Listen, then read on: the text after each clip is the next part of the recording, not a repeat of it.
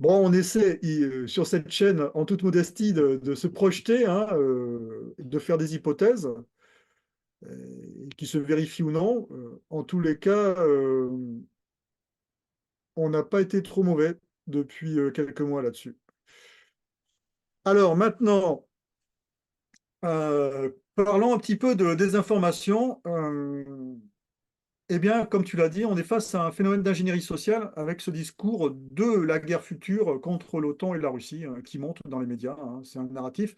Et on est face à un phénomène qui est comparable à celui que l'on avait vécu au moment du Covid, hein. On va tous mourir. Ben là, en fait, globalement, dans 10 ans, on sera tous en guerre contre la Russie.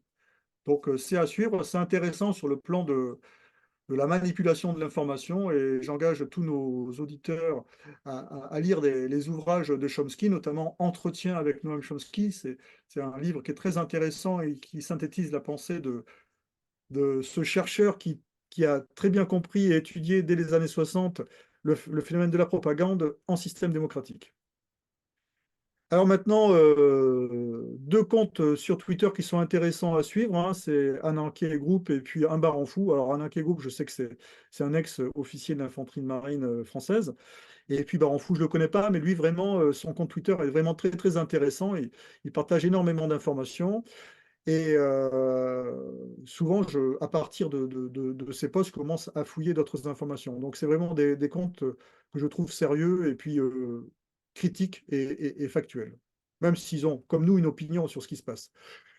Et, euh, et maintenant, une vidéo qui est vraiment également intéressante et passionnante, hein, c'est la vidéo où l'ex-ambassadeur en Arabie Saoudite, Chas Freeman, développe tout l'environnement géopolitique qui a conduit à la guerre en Ukraine. Et c'est là où on peut voir qu'au sein de l'establishment US, tout le monde n'est pas forcément d'accord et en accord avec ce qui s'est passé et ce qui se passe. Et bien sûr, honneur au maître des lieux, l'excellente vidéo sur Toxin, sur Gaza, vidéo que tu as faite avec Alain Juillet, justement, Absolument, oui, oui. et que je conseille à tout le monde de regarder, il y a vraiment l'aspect géopolitique et puis l'aspect juridique de la situation qui sont évoqués. Alors, merci de me mettre en avant comme ça. Euh, Quelques petites observations. Clémence Oudiakova est très vaillante. Elle a créé un média qui marche pas mal du tout et tout le monde s'y précipite. C'est assez intéressant. Bon, moi, j'ai une émission régulière, Police-Justice, où on parle assez peu souvent. Ça, c'était une émission spéciale sur le Moyen-Orient avec Alain Juillet. Donc, oui, je recommande cette chaîne. Allez-y, abonnez-vous. Autre observation, c'est on a toujours cette agitation d'un certain nombre de, entre guillemets, experts. On avait parlé la semaine dernière de Titelman et puis cette journaliste dont le nom m'échappe à l'instant, disant qu'il disait pas n'importe quoi, Titelman, à Et propos Mortichou. Martichoux, oh là là, la célèbre Martichoux. Alors, moi, ce que je voudrais lancer un petit appel, c'est que je demande à ceux qui nous suivent, ceux qui nous aiment bien, de faire les captures d'écran nécessaires, d'aller chercher ce qui a été dit par les uns et par les autres depuis le début de ce conflit, parce que la fameuse phrase, c'est à la fin de la foire qu'on comptera les bouses. Moi, je n'ai pas le temps d'aller les chercher, les bouses. J'en ai quelques-unes, hein. Si, si, j'en ai quelques-unes. N'hésitez pas, si ça vous tente, d'aller voir ce que les uns et les autres ont raconté, les servants, les Pujadas, les Yakovlev et autres, sur la guerre. Ça vaut aussi pour ce qui se passe au Moyen-Orient.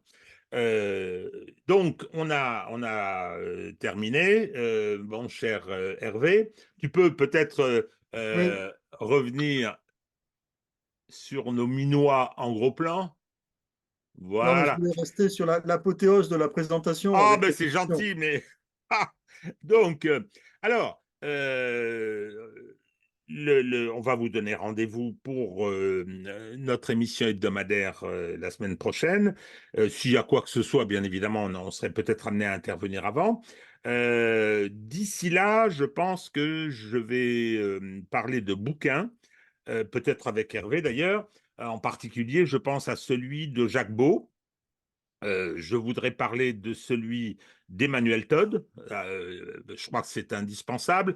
Alors j'ai réfléchi à peut-être une solution d'une intervention commune avec Jacques Sapir et Emmanuel Todd, mais bon, je ne sais pas si ce sera possible de le faire, puis il faut le faire à relativement brève échéance, parce que Todd est passé sur absolument toutes les chaînes, ce qui est normal, hein, c'est la promotion de son bouquin, et il a secoué le cocotier, c'était bon. Mais voilà, je ne sais pas s'il aura envie de poursuivre.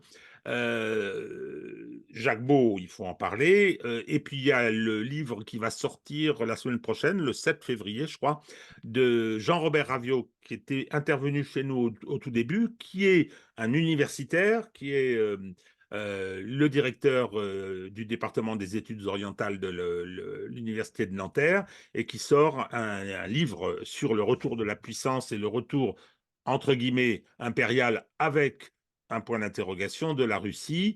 Donc, il m'a donné son accord et je pense qu'à brève échéance, il viendra là aussi pour qu'on parle un petit peu et qu'on débatte autour des bouquins. Voilà, eh bien écoutez, merci de votre attention. Nous allons profiter de notre week-end, hein, de Hervé ayant déjà enfilé sa tenue sportive parce que c'est quelqu'un qui fait beaucoup de sport, qui est assez exigeant de ce point de vue-là. Moi, je l'ai été dans le passé, mais je le suis moins aujourd'hui. J'ai tort, je sais bien, mais je suis plus âgé que lui. Hein, je suis son aîné. Voilà. Bon, eh bien écoutez, à C'est toi très le maître. bientôt et merci de votre attention.